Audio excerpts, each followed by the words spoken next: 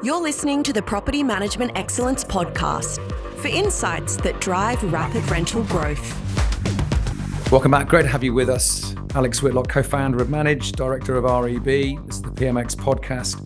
My opportunity to get to meet people in and around the industry, sometimes people from the PM sector, but I personally like talking to sales agents that back property management. I think that you get insights that are sometimes more important than those that have pledged their life and are cut and dried PM professionals. I've got a chance to chat to somebody I've been looking forward to chatting to for a long while, and a couple of reasons. First of all, I like the business and I like its cadence.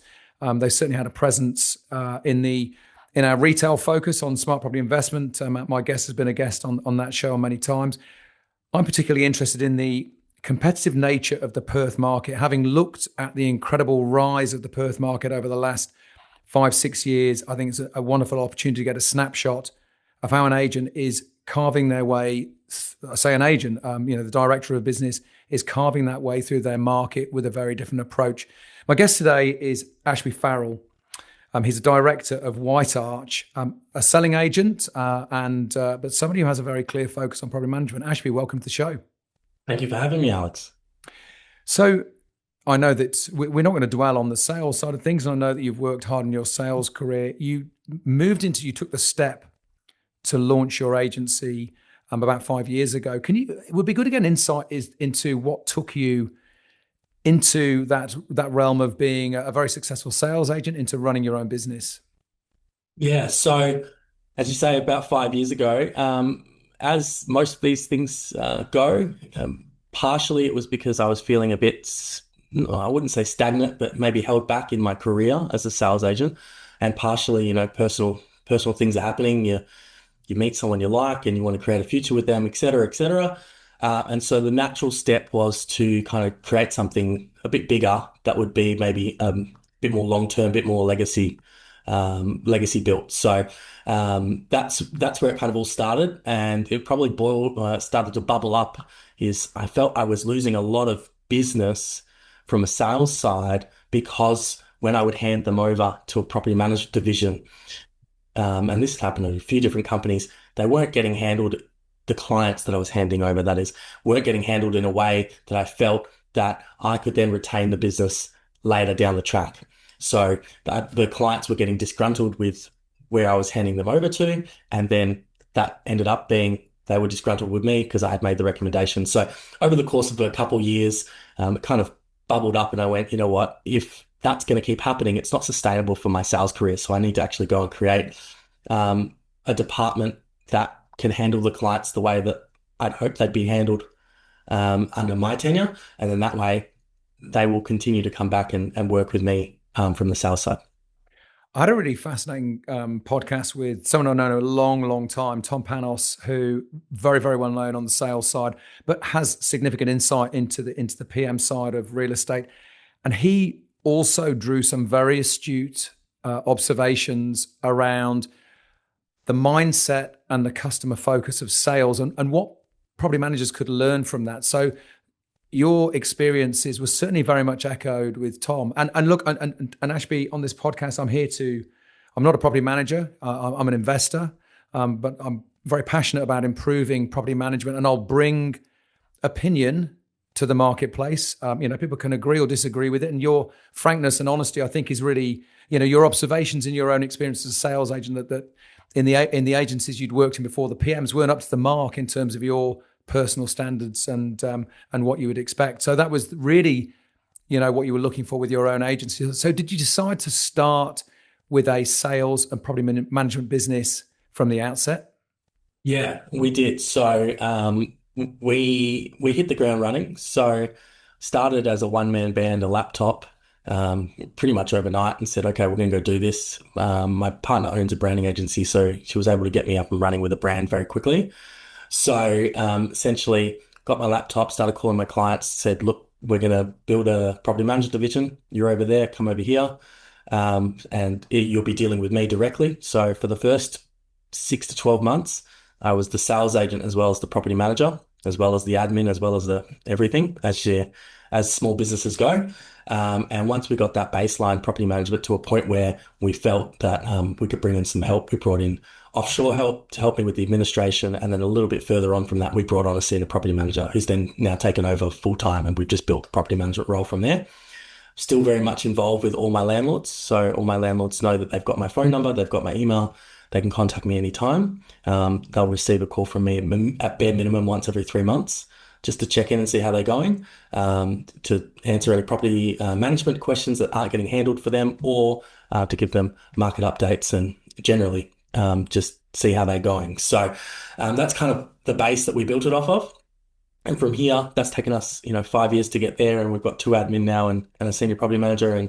And from here now, it's just about continuing to build in systems and processes where we can maintain that level of kind of customer focus, where the owners don't feel like we get big and all of a sudden they don't hear from me because there's layers of people in between.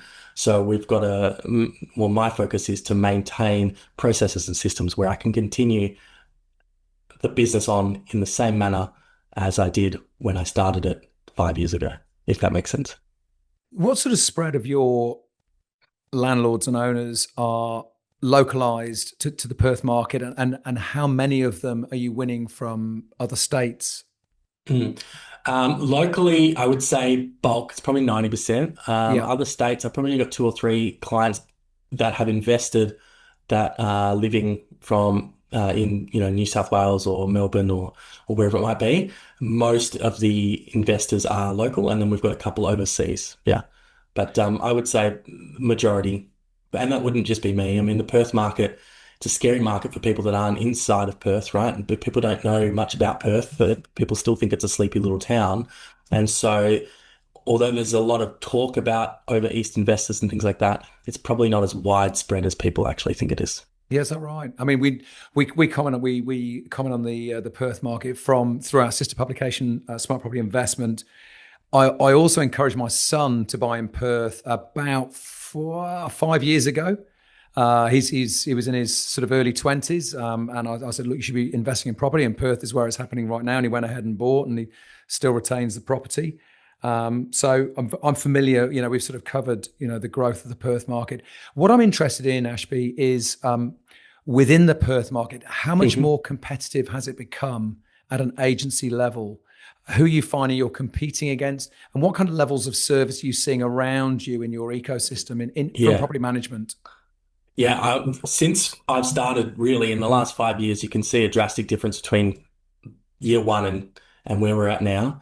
Perth has had immense growth, as we all know, and that's led to growth within the businesses, within the portfolios, which has allowed businesses to essentially buy up other businesses. Yeah. So we're also, because of that growth, a lot of people that have been in the industry, a lot of people that have had businesses or agencies for 20, 30, 40 years, they've decided, hey, this is a really good time to exit the marketplace.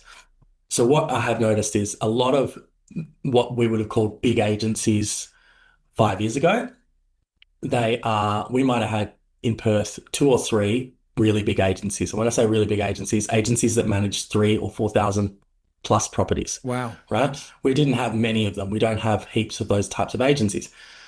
But I think now, and this is just me speaking off the cuff from the people I'm speaking with, the other agent owners, a lot of those agencies that were at about 1,000 properties, they are now at 2,000 or 3,000 properties. They're buying the smaller agencies that want to get out while they can get a 3 times multiplier or 3.5 times multiplier, and they want to retire. And so a lot of medium-sized agencies have become big agencies, and essentially that middle section, in my opinion, has been hollowed out. There's not a lot of medium-sized agencies left. They've been bought up, they've amalgamated, they've joined forces. And so we've got boutique, like myself, smaller agencies, client-focused. Not saying the big ones aren't client-focused, but certainly easier to be client-focused when you're smaller. And then you've got these giant agencies that have 1,000 or 2,000 plus properties. And the middle section, whilst of course there's still agencies in that section, they're slowly but surely disappearing. That's really interesting. And look, one of the things that I see when I look across managed, we've got 300 plus agencies on the platform. So the level of what I've noted, the level of acquisition from our customers, not so much necessarily in the Perth market, but across the board, they are acquiring more frequently. And some of the rent rolls may be real small, sort of 18 to 20. Some of them are getting larger, 200-300. Some of them are getting up towards 1,000. But I think there's a shift personally happening in real estate I think it's happening statewide, where I think there's a squeeze in the middle. I think there are boutique. I was on your website before we jumped on, and you refer to yourself as a next generation agency, which I particularly like. It's a narrative that I like because I think there is a next generation, and I think that there is a outdated rent collection and maintenance proposition from PMs that is not resonating with owners anymore. So that's very interesting observations. Ashby, we're going to take a quick break. We'll be back in a couple of seconds. Welcome back. Great to have you with us. Alex Whitlock, Ashby Farrell with you. You're on PMX. We're taking a snapshot really of the Perth market, but I'm also interested to find out, what the heartbeat of the next gen agency is. As I said, I'm seeing across our platform acquisitions taking place more and more frequently. I look at our customers and they are looking at growth. Twofold: organic growth, but also acquisition. If you have aspirations to grow, is a good way to move forward. Ashby, just looking at organic growth, what are the mechanisms that you and your team do to win owners in your local marketplace? Yeah, so my approach to building the rent roll or the rental side of the business has been a slow and steady approach. Turtle in the hair type attitude. So our focus really is on every single individual client and then giving them the service level that they deserve so that they become a big echo chamber for us. We know that if we handle their needs to the utmost high quality, that they are going to tell their friends, refer their friends. So out of our rent roll, all of it is off the back of my sales or referrals. We don't really do lead generation, which is ironic because my partner does own a branding and marketing agency. But I've felt that the people that I want to work with are essentially like-minded. So if I'm working with someone that embraces the way that we do things and we get along, more than likely the person that they refer to us is going to be under the same kind of elk, right? They're going to be similar. They're going to be similar-minded. So that way we're not ending up with heaps and heaps of clients where 20 or 30% of them are not clients that align with our business. So although it's not the quickest way to build a business, certainly find it much more enjoyable, if that makes sense. That is so refreshing. I can tell you one thing that I find so bewildering about property management is how many unhappy people there are in property management. But it only takes a short while to look at the roles that they have to see that a lot of agencies have customers that do not value and do not appreciate the role that the agency and the people in that agency play. And this is really critical. When you build a business with customers that don't value what you do and don't treat you with respect, that can make that business very, a very sort of detrimental place to work in and a very unrewarding place to build a business. So I'm so pleased that you have said that your standards are that you are, in many ways select about who you work with, and you're looking for a relationship, where there is value in the services you provide, because it's very difficult to run a business when your customers don't value you. Exactly. And that kind of takes me back to when I started the business.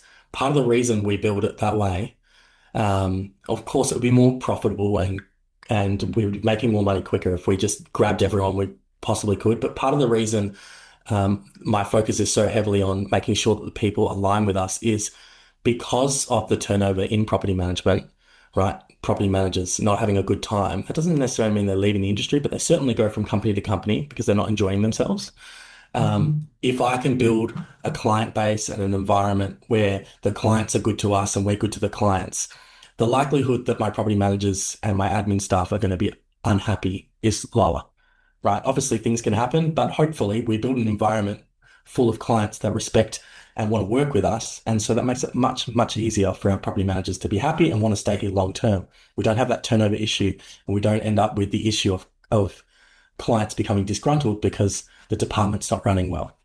It all feeds into feeds into itself. And running any business, and I can tell you, I've run business for many, many years, when you're perpetually looking to recruit new people because they don't want to stay with your business for whatever reason that may be, it becomes very hard. So you want to have a constant culture for your team to work in, whatever service it may be that you provide.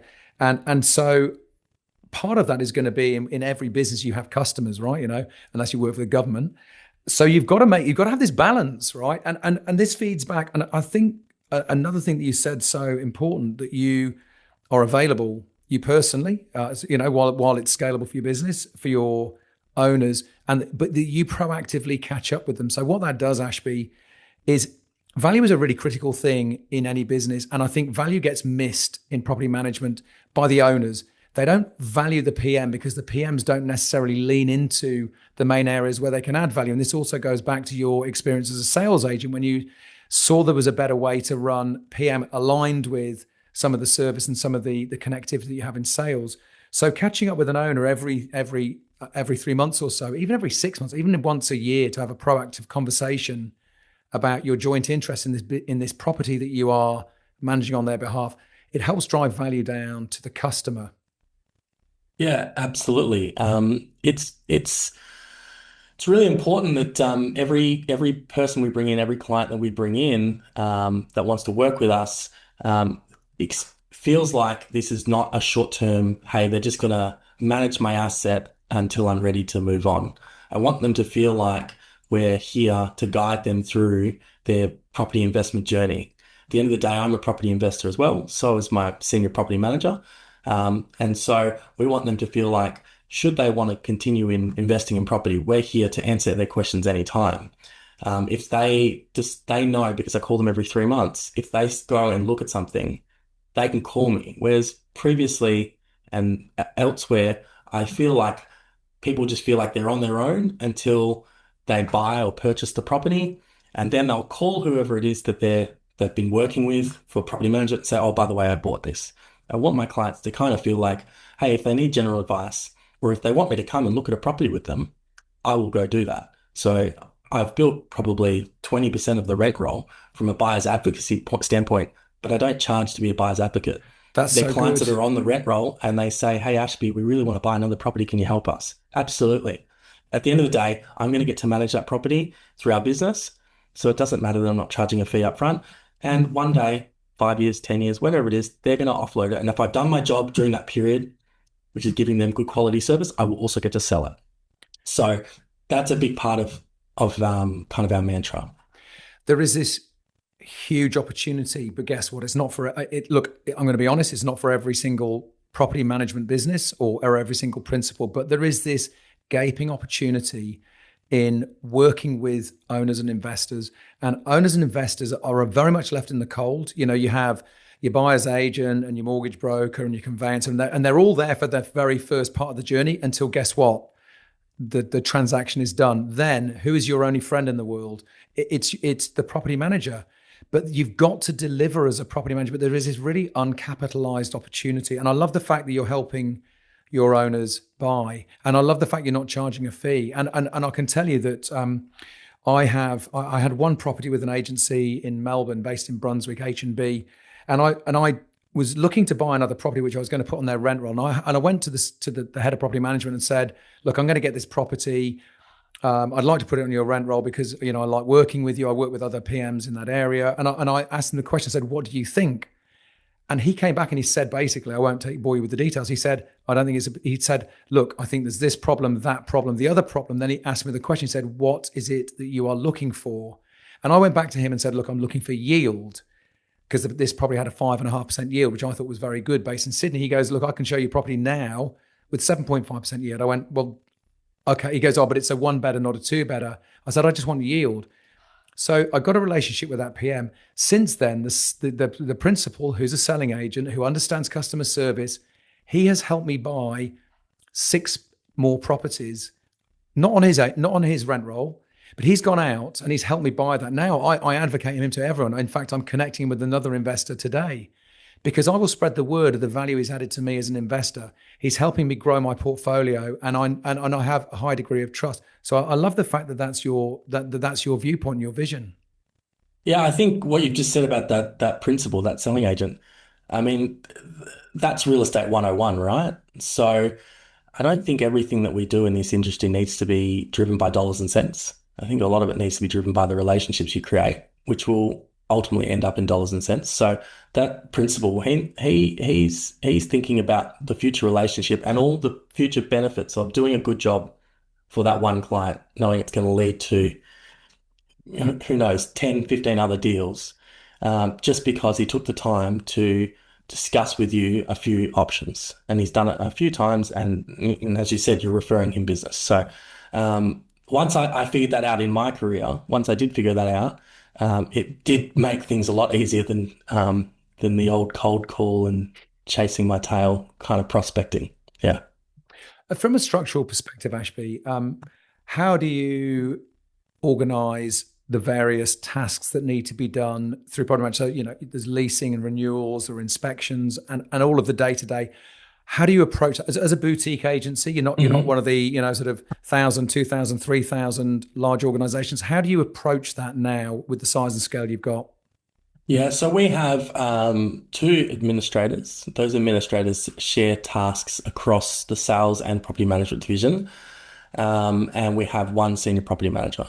So senior property manager's job is essentially all the day-to-day maintenance requests from tenants, keeping the owners up to date, rent arrears, anything that needs to be signed or negotiated. That is the senior property manager's role.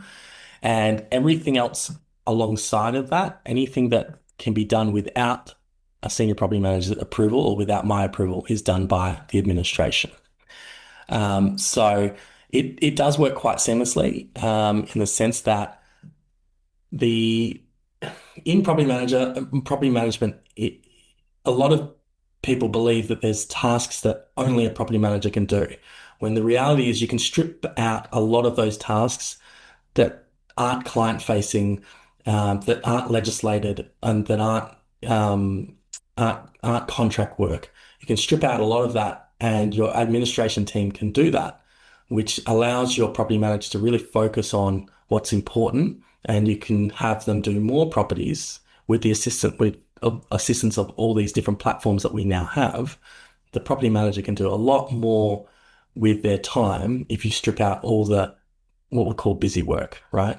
Anything that, like creating, there's no reason why a lease needs to be created by a property manager. It could be created by administration, and then property manager can check that lease before it gets sent off. Even the sending off doesn't necessarily need to be done by the property manager, as long as it's been checked and signed by the property manager. So all of those things we try and strip out from their role, so we can kind of build out all their dollar productive activities as much as possible. And then in terms of the leasing side of things, that's done with me, because that's another point of contact that I can have with my owners. So whilst I still have capacity, this is certainly not going to be forever, but whilst I still have capacity, I handle all the leasing. So I go do the home opens, I meet the tenants, I write the list, I report back to the property manager. I say, these are the people that came through, they're going to apply, please process the applications. And it gives me another opportunity to call my owners and say, I've been to the property, this many people came, this is what it looks like, the rent figure, et cetera, et cetera. So it's just another opportunity for me as a business owner to have point of contact with my owners. That is real ownership in that relationship, Ashby, because that's not fun work, a lot of that. At least I understand. Some may not see. I mean, there's a lot of people that don't particularly want to do those things. Look, leasing a property, the home open portion of it, and dealing with all the inquiries and things like that you get, I would agree. It's not the most glamorous part of the business, but again, everything always comes back to how are we serving our client. And if I just pawn that off to someone else, that is my clients will start to think, okay, he's getting less and less involved. There obviously will become a time where that I can't do every single thing in the business, and we make sure that we explain when we make changes to our owners why we're making the changes for their benefit. But if I just pawn that small thing off to my owners, that's just another reason for owners to think we're just a number, right? If I'm going to say that I'm actively involved, I do actually need to be actively involved. We're going to take a quick break there, Ashby. We'll be back in a couple of moments. Welcome back. Great to have you with us. Alex Whitlock. I've got Ashby Farrell with me, who I have to say, I've heard so many refreshing things in this podcast. The willingness to go along and do the doing as a sales agent, but bear in mind, not as somebody who's spent 10 years in property management, but as a sales agent, going along, working with the owners on lease renewals, meeting tenants and assessing tenant suitability to inhabit the property that their owners are going to be, making for rent, is a really refreshing view. And I think also looking at this from building a scalable business, when you've done the doing yourself, when you start to hire other people, rather than just giving it off to other people without knowing what the job involves, it puts you in a really strong position to assess the people that take that role on. And you set the standard for your team then in those particular departments. So I thought that was really very, very interesting, Ashby. Moving forward, you've had a successful first 5 years or so. How big are your ambitions in the Perth market? What are your goals for the future? Well, it's certainly not growth for the sake of growth. So I don't think we want to become the type of agency that's simply getting bigger for the sake of getting bigger.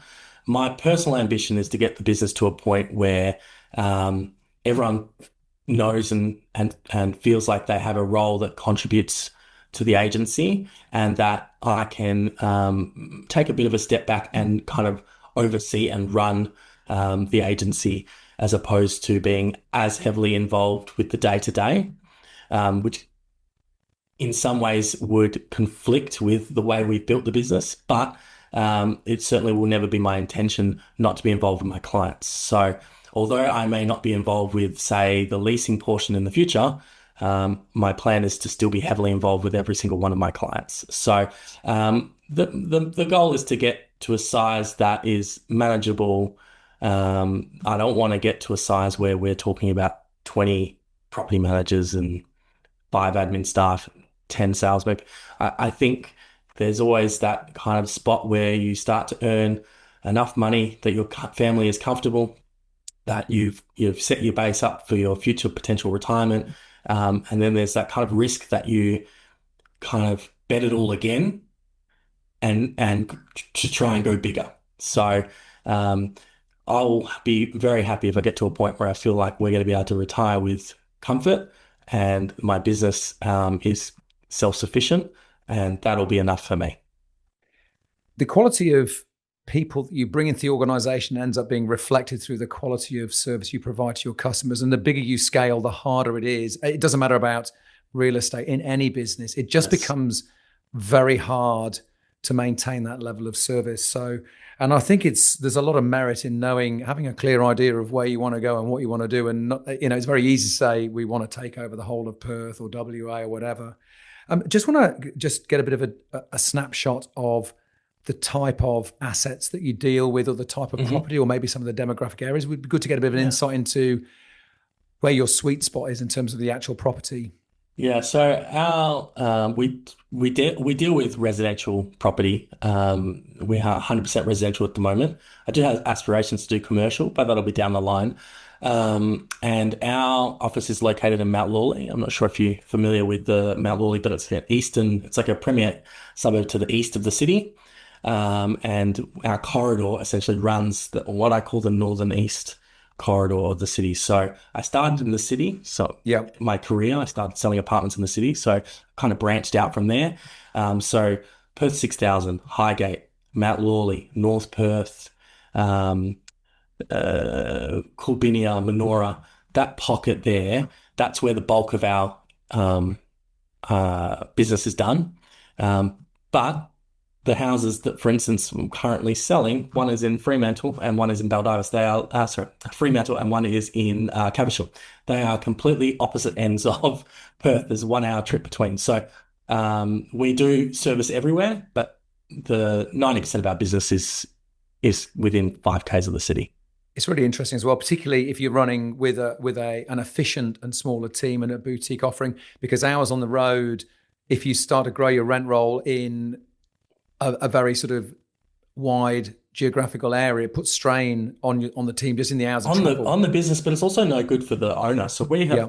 certainly turned down business in suburbs that are just not suitable for us to manage. We've been offered properties in Baldives, Rockingham, Mandurah, and the clients that I've dealt with over many years and sold properties for and leased properties for, and I just say, look, I wouldn't be doing you any justice because I've got to send someone out there.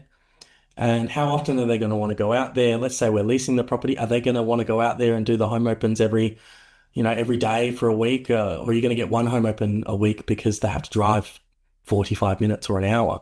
So yeah, it's not tenable for the agency unless you get to a certain size and scalability, but it's also not good for the client. So this, I think that for everyone's benefit, you need to be aware of where you're servicing and who you're servicing. What kind of feedback are you getting from your customers at the moment? There's been obviously well-documented changes, in and around property ownership and taxation and so forth. What's the confidence level at the moment amongst your owners? Or what level of sort of certainty or uncertainty are you noting?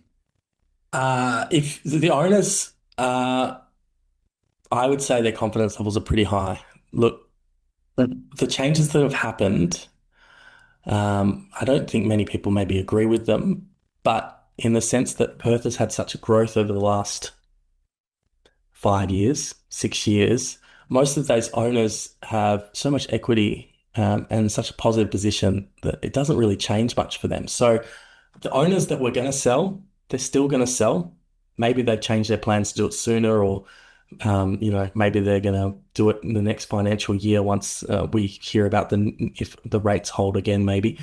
But if they were going to sell, they're still selling, and the owners that were planning to hold are still holding. So it's not like I've had a rush of calls to move property because of this budget announcement. Well, it's good that as you said at the beginning of the show, that 90% of your owners are in Perth and they understand the Perth market. I've got a friend who wanted to look at investing in property again, sort of 3-4 years ago. And I said, look, you should probably have a look at the Perth market. He spoke to a buyer's agent. He bought lots of equity. But that buyer's agent now, and there's been a few sort of shockwaves through that marketplace, and we won't go into that now. But his buyer's agent, he came to me going, my buyer's agent sent me a note saying, hey, it might be time to sell these Perth properties and we'll go and reinvest in another market. And I said to him, look, I'd just be really kind of quite careful with that, because I think your buyer's agent is probably looking for 2 licks of the ice cream, because they will sell your properties to somebody else and they'll go and get 2 new fees off you. So, but again, with you being contained in your local market and knowing your local owners largely, it's probably not something that you're exposed to there. Yeah, it's interesting that they got that email, to be honest, because look, just from me as an investor, my own self, I kind of look at the growth that I've had, and I'm not sure where I would put it. So if I'm going to exit the Perth market, which most people don't believe the Perth market is done. No. So if I'm going to exit the Perth market, where am I going to put that money? If I want to put it back into property, I'm going to lose the benefits that I've now been given, because they're grandfathering these changes. And if I'm going to put it into stocks, I'm also going to kind of lose, because there's a new capital gains against that as well. So I think the amount of money that people have made in Perth in an equity form, not in an actual cashed out form, but in an equity form is actually why the Perth market will be pretty stable, because most people will just go, may as well leave it in there. I'm getting really good rents. That's the other thing. People forgetting, rents are really good. There's not a lot of negative gearing happening in Perth. There wouldn't be many on our books that are negatively geared. These people that bought property 5-6 years ago or before that bought them much, much cheaper than today's rates, and they're renting them at really high rates.